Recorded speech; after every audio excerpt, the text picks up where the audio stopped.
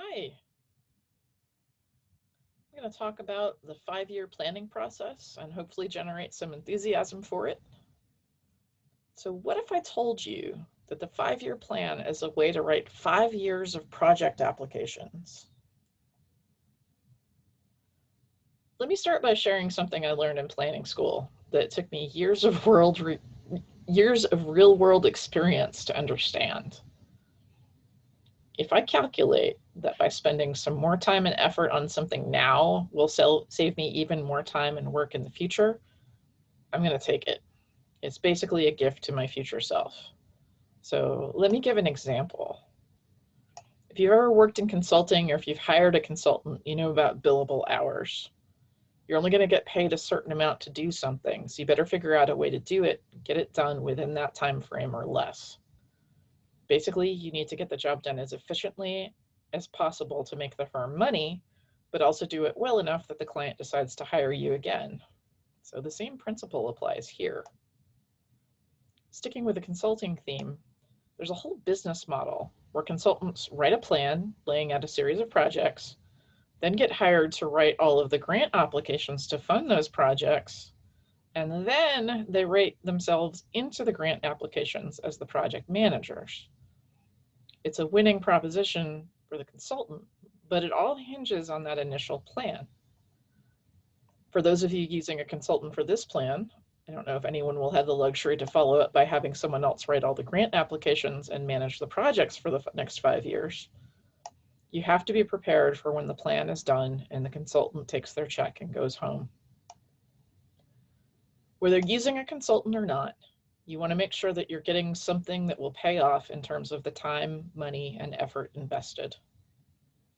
The main point here is that at each step of preparing the plan, think about how what you're doing applies to the next 5 years of funding.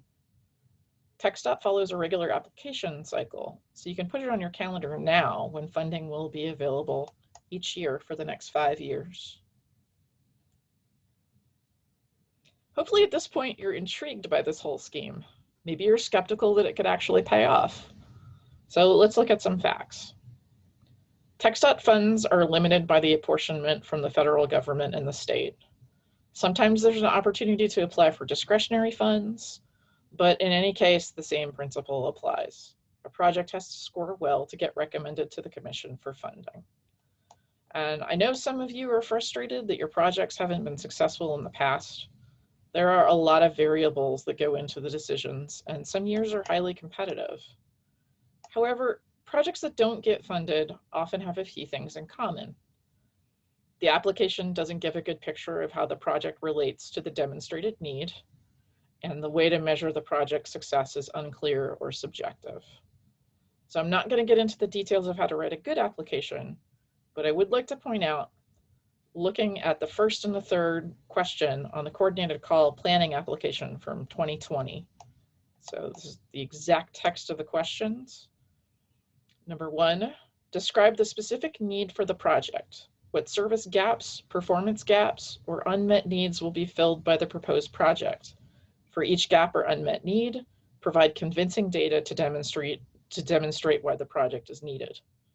And that third question, identify the goals, objectives, and/or priorities in the area's most recent 5-year public transportation human services transportation plan that relates to the need for the project. So there's a version of these questions on every discretionary application that comes through PTN. So your ability to score well depends on the strength of your plan. The strong plan, you already have questions for these two questions you already have the answers for these two questions in the bag before the application cycle even opens. Okay, so what makes a strong plan? TxDOT provides a guide in the 5-year plan PGA description. So specifically, there's a table of contents in there, and I'm going to focus on that. It may not look exciting, but there's a solid plot, some good characters, and a good ending. Let me explain. So your first task in the plan is to ascertain the transportation resources in the region. So it makes sense to understand what you have before you can see what's missing. Resources in this case go beyond a vehicle inventory, though knowing that is important. You're also counting all of the organizations and people involved in transportation and transportation planning in the region. These are some of the characters in the story, and you're going to need them. The process of conducting this inventory is an opportunity to introduce your agency, get acquainted or reacquainted, and begin to engage them in the planning process. So the second task is the comprehensive assessment of the public's unmet transportation needs, assessment of the overlaps and gaps in the delivery of transportation services, and gap analysis. So here is where you set the scene. What comes out of this process is the backbone of the next 5 years of applications. Be strategic. For the first step is your methodology. You need to explain your reasoning for doing the assessment and analysis the way you did. This step takes a tremendous amount of effort, so make sure that you're going into it with a clear view of why you've chosen to do things in a particular way. Without a well-planned methodology, there could be missing information and an incomplete analysis. So consider how you do decide what data to collect. What kind of data would help you paint the picture? What means will you use to get the data? Aim for a balance of quantitative and qualitative data. So consider what kind of information is possible to pull together for the story. You can also, for example, look to see if there's a trend over time with any of the data from the previous plans. You might not have an answer for this question now, but you'll have something to compare for the next 5-year plan and down the line, and also a potential way to demonstrate the effectiveness of prior projects. So some questions to help guide the process. How did you develop the contact list for the different agencies and programs that serve these populations? You can ask these agencies if they know more organizations that are also relevant. This list of agencies and programs that serve the target population are all your potential stakeholders. Part of developing the plan is to use what these organizations know to strengthen your case. The conference will have a session on engaging with stakeholders where we'll talk about how to bring folks to the table and keep them engaged. So the third part is planning for comprehensive services. So how will this plan integrate the current services of the groups included in the assessment? Here's where to put together the pieces of the inventory, assessment, and analysis. What roles will the different groups play over the course of the plan? Here's where you'll see the benefit of building a relationship with the different groups. Maybe some will be interested in being a big part of it at this time. Don't take that as a comment on your agency or process. Let them know that they're always welcome and that their work is still going to be documented in the plan. So the fourth part is the integrated planning process. And there's a spoiler. This is your source of funds or cost savings that don't just depend on TxDOT. This is the step where stakeholders can turn into advocates and even partners. Both sides can find matching funds for their projects or even get enough funds together to make something larger happen. Maybe that good project that came in the coordinated call with a group of other strong applications could have been recommended if it didn't need as much funding. Every stakeholder is working on a different timeline with their own plans. Integrating with the other metropolitan, rural, and statewide transportation plans is probably already a part of the process. So looking at that description in the table of contents, the area with the most potential for growth is in the comprehensive list and narrative descriptions of various planning processes concerning transportation needs and/or services conducted in the planning region by those such as, so you've got your MPOs, your rural planning organizations, other transportation agencies, workforce agencies, health and human service agencies, and others. So as you're developing this narrative description, see where there are potential connections. Describe how you will show up for them in their processes if you expect them to show up for you. The sooner you can begin having these kinds of stakeholder conversations, the better picture you'll have of where the plans can link. And the more you can link, the greater the pool of potential funding. A well-integrated group of smaller agencies can outperform a single larger agency in a discretionary call. The conference session on partnerships has some excellent ideas for non-traditional partners as well as ways to strengthen relationships. You'll definitely want to watch that.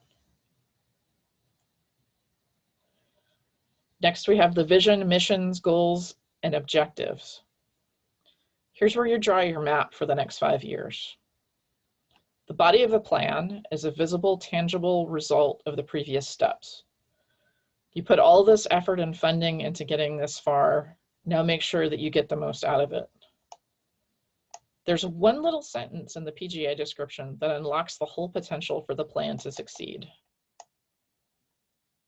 It says, lead agencies and other stakeholders shall collaboratively prioritize objectives, identifying those are short and long term, and address implementation based on time, resources, and feasibility.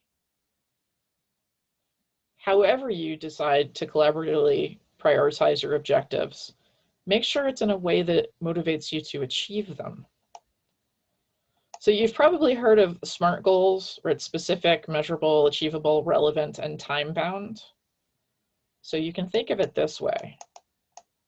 Make specific goals, set up so that you can measure the progress towards something that is achievable but significant, that's relevant to the identified needs and gaps, and is designed to be carried out in a specific time frame within the 5 years of the plan. So a quick example would be a goal, and this is somewhat common, to address the need for transportation to the VA hospital. The objective could be to coordinate with 3 different stakeholder groups to determine better pickup and transfer locations. Another objective could be to increase ridership on the veteran service route by a certain percentage each year. And a third objective could be to reduce cost per trip by a certain amount. Stage your goals so that objectives time out with the different funding cycles from TxDOT and your partner sources. The next coordinated call is in 2 years. Section 5310 is in the year after that. At that point, you'll be midway through this 5-year plan cycle. How can you align your objectives to fit this funding timeline? The consultants can help you build the grant cycles in, but make sure that you understand how one step builds on the next. Going back to the VA hospital example, how are you going to face this goal? You'll need to potentially fund a study, convene the relevant parties for the project, apply to multiple funding streams to improve local coordination so that you can leverage the fundings from each of them. The next step is to sustain planning and implement the plan. So at this point, you've got your plan. It's all set up. Now you just have to work out how to do it. So the plan could be part of a literal week-by-week agenda for your agencies and partners and stakeholders. You can treat the plan as laying out a calendar of who is going to work on what things when. And again, this could be on a week-by-week basis. It's going to save you time and the anxiety of having to get everything together at the last minute for the entire 5 years. It's also a good metric for your individual performance evaluations on a job performance level. If you break down the different goals and objectives into smaller parts, you can more readily assign the work to your staff. Also consider what capacity exists in the stakeholder groups to make this happen. When do the various funding streams hit so you can work it into your budget? As you're working, you need to keep your stakeholders informed about the progress. You need to keep them in the loop because this is their plan too. This is where the continuation funding comes in. Can any of the project partners help cover costs to help stretch those dollars? There are options beyond quarterly meetings, and they may be worth given some consideration in the current public health situation. There's a conference session covering online public engagement that'll show some concepts and ideas that can be used to help keep relationships active after the plan gets written.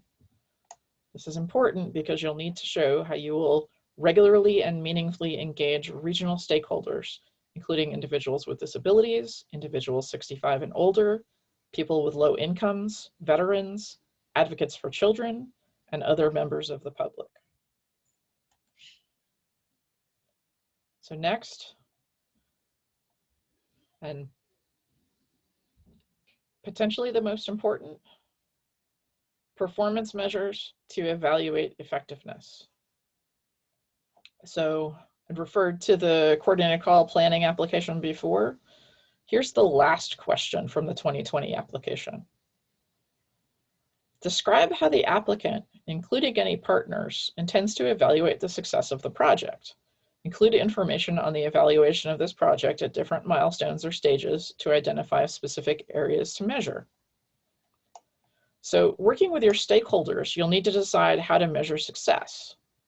If you followed the SMART method, you've already considered measurement when you wrote that part of the plan. Here's where you explain what data you'll collect for an objective evaluation of your efforts. This is the most exciting part of the plan. On a human level, it's fun to celebrate success with others. Again, keep your stakeholders and partners in the loop. Seeing forward progress is very motivating. And on the most utilitarian level, you need to report your agency's performance to TxDOT. You also need to have a way to measure your success to include in your applications for project funding. Make sure that whatever methods you're using take into account the information that TTI will collect for their performance metrics. When you're evaluating effectiveness, go back to your methodology. Is there something you would want to do differently next time? Note that and explain why. Now you have the raw material for the next 5-year plan's methodology section.